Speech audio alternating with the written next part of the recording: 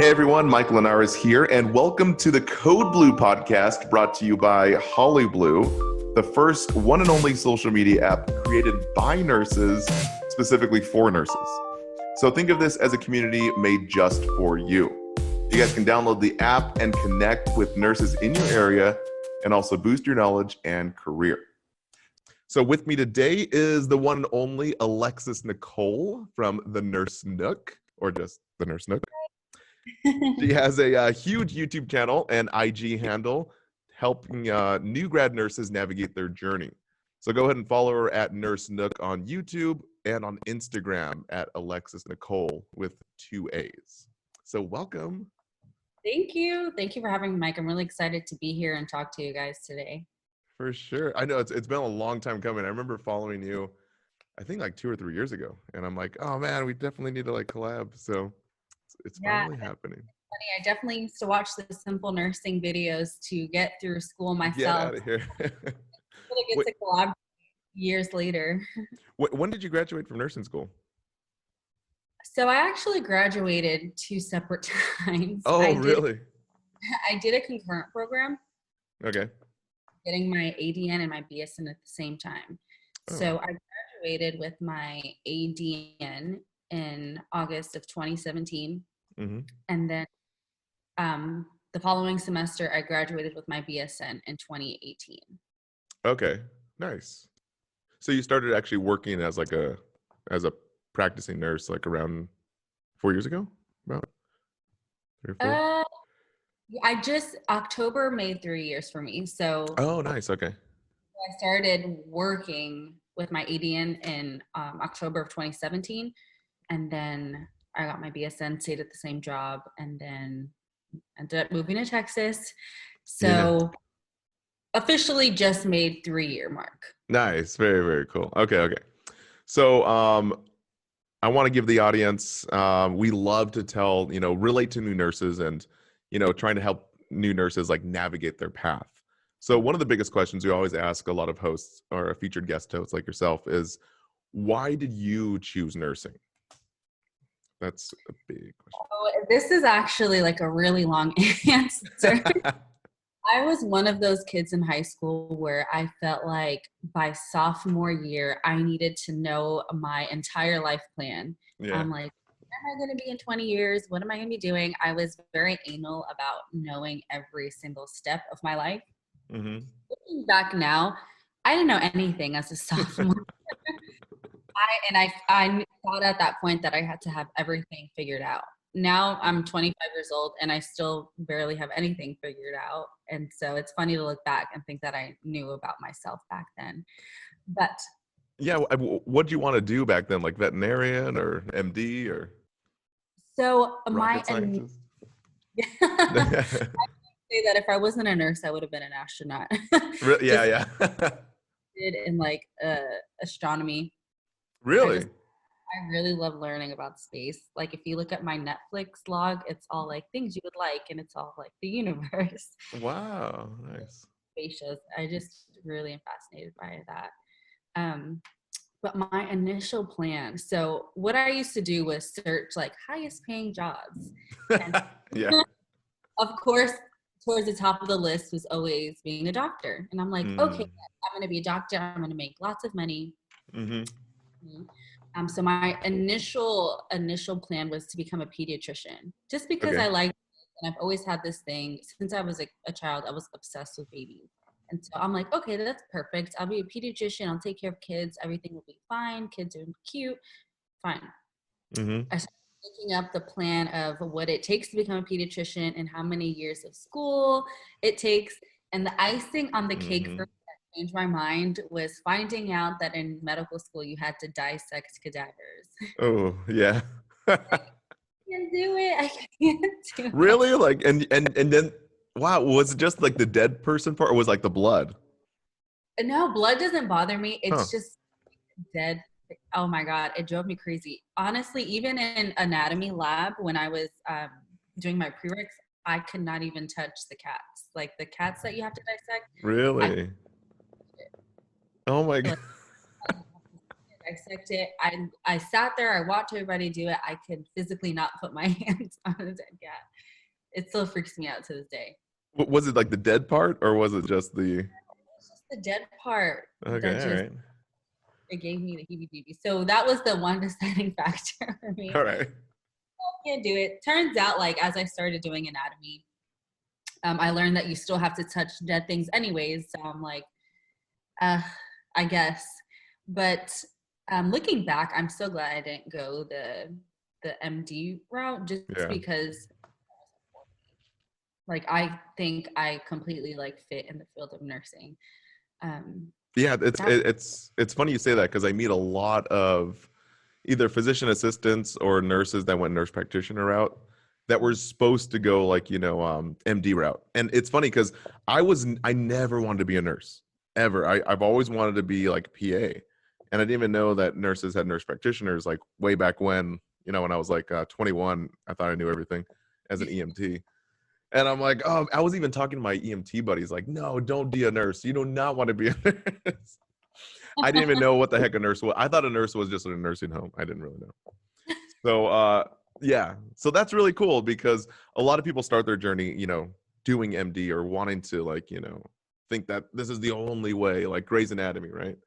And then they figure out, oh yeah, nursing is really cool. There's so much, to do in nursing. So you were telling me that, okay, so instead of like, jumping directly to like your first job in nursing, is there anything you want to share about like making the decision and going for nursing, or maybe something in your nursing school journey? I don't know. So I think what really solidified the career of nursing for me, Mm-hmm. probably the deciding factor, and if it wasn't for this, I probably wouldn't have done nursing, is I came across a YouTube video about NICU nursing. Oh, nice. I had no idea what NICU nursing was. I didn't even know the NICU was a thing. I didn't know there was a Mm-hmm. specialized ICU just for newborn babies. And like I had said earlier, I have always been obsessed with babies. And so I learned about it, and I was Mm-hmm. like, this is perfect. Like, this is what I want to do. And so I went through nursing school with the entire intention of starting in the NICU. Okay. And then one shadow day in the ER during Oh my no. and I was like, this is it. Forget what I want to do. Wait, so And you work in the ER now, or? so I worked in the ER for 2.5 years. Oh, And nice. very recently, like 3 months ago, I switched to a mother baby unit. Oh, okay. So there goes the babies that I There it is. wanted. All those babies, they keep on coming back for you. I figured that I would start in the ER as a new grad just to get all of that adrenaline out of my system, Yeah. see all the stuff, and then I would go to specialize in the NICU. Mm-hmm. I told myself 1 year in the ER and then I'll go. And then it was almost 3 years. And Dang, nice. No, that's funny, because I actually used to work in the ER for like 5 years. oh, So wow. yeah. That's I was like, whoa, I didn't know that. That's really cool. Wait, so did you ever get to like deliver a baby, like, or any like neonatal emergencies? Or In the anything? ER? Yeah. So in the adult ER, so what had happened was my hospital at the time had a maternity unit and they Mm-hmm. closed very suddenly. I guess Mm. and the unit was not profitable, Hmm. closed suddenly. Did not let the community know. And so women were coming in labor, Oh and we had crap. no maternity unit, no OBs delivering. And so of course, where do they go? To the ER. And so my time there, I didn't personally like pull a baby out, but I probably was there for at least 3 precipitous deliveries. Pulling a baby out. We're gonna hashtag that. Gotta pull a baby out. Okay. So in a nutshell, the moral of the story is, if you're gonna start nursing school, or maybe, I'm sorry, if you're pre-nursing, or if you are a nursing student, don't feel like, you have everything figured out, or you have to have everything figured out, because, the joys in the journey, right? You're gonna figure it out on the way. And I get a lot of questions like that on my platform. Mm-hmm. Young nursing students, feeling stressed because they don't know what field they want to go into. And I'm always telling them, like, look, I thought I was 100% sold on a certain field, and Mm-hmm. I ended up not even going the total complete opposite way. So I don't think you have to harp on necessarily what am I going to do, where am I going to be, what's going to be my specialty. I think just having an open mind and just experiencing all that nursing has to offer is really what's going to help you make that decision versus feeling like you have to be pressured into already knowing. Yeah, I think that's the most beautiful part about nursing. I think that's the reason why I chose nursing, because there's so much you can do. Like if you had to be, for example, a pediatric doctor or a pediatrician, that's all you can do, right? That's your specialty. And you can't, like, maybe you don't like kids. You didn't even know that until 12 years later and you have $500,000 in debt and you're like, oh crap. So yeah. Okay. So let me ask you, if you want to touch on how you got your first job, because I know we always get that question. It's like, how do we get your first job? Were you working in a hospital like as a tech and then you got your first job there, or? So yeah, actually I worked as a tech on a colorectal PCU. Oh, nice. That's my favorite unit. No, I'm just kidding. To be completely honest, when I applied to it, I really had no idea what that even meant. Yeah. Until I got to the floor and everybody had, colostomy bags and Oh rectal, a man. lot of smells on that floor. Mm-hmm. And honestly, I was just thankful for the experience. Like, I'm like, Mm-hmm. if anybody wants to take me, yes, please. I just need experience. And so I did that for 9 months. And I think that's what helped me get a job in the ER. Mm-hmm. So before I even graduated, I applied maybe 2 months before I graduated to a bunch of different ER positions in the area. I Oh, even went to nice. hiring events. And it turns out the position that I got, I applied to, and a day later, I got a call back like, hey, when can you come in for an interview? Dang, no way. Wait, so was it the same hospital or a different hospital as a tech that you? A hospital, not even in the same hospital system. Wow, Where okay, okay. I'm like, me? Really? You? What? Wait, so did you have your BSN or was it just your associates at the time? I had my associates, and I hadn't even graduated yet. Or Dang. and Nice. I'm like, is there something wrong with the unit that you guys are willing to hire me? Yeah, what's wrong with this place? Why are you unloading it so quickly? Right? Like me, who is like begging for a job, and I'm like, are Yeah, you? this doesn't, okay, there's something's fishy here. Yeah. But yeah, I interviewed like a few days later. They called me like 2 hours after my interview that I got the job, and I was still 2 months out from even taking my NCLEX. And What? Dang. like, I don't know how this happened, but the board of nursing somehow lost my information, and so it pushed back my NCLEX, my ability to test for the NCLEX a month back, and this job waited for me like all this time. Wait, so did you apply for your like temporary permit or anything in between? Or No, I didn't, because I okay. was still as a tech during Okay. this. Got it. So it's not something that I like felt like super rushed to do. Plus, I was still doing school for my BSN. So Mm. I had a Okay. lot on my mind. They told me they would work with me. So I'm like, okay. Dang, okay. That's cool. So, okay. Let me get this straight. So you graduated from a school in Orlando. You started working in Florida.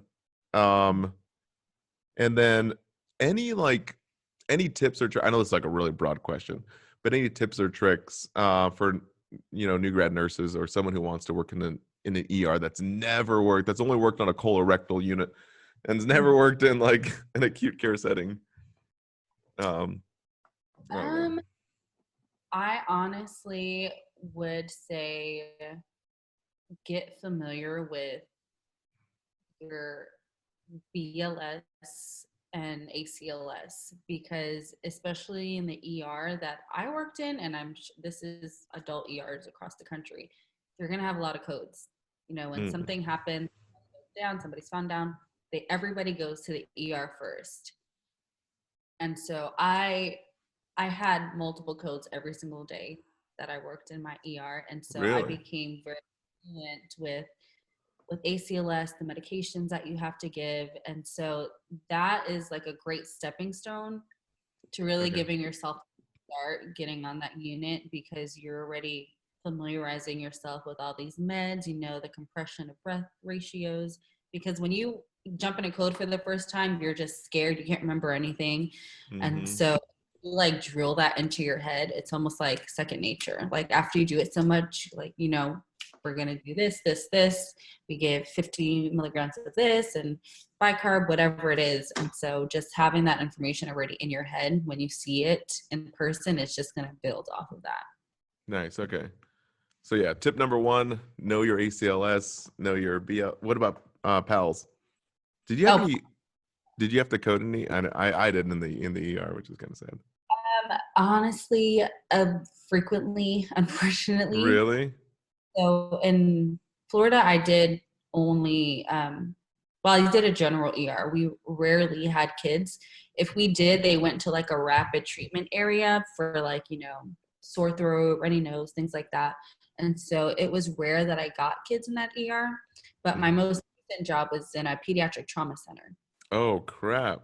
there for over a year and a half. And so unfortunately, we saw like codes somewhat frequently. Not Yeah. nothing like the adult ER that I was in, but Hmm.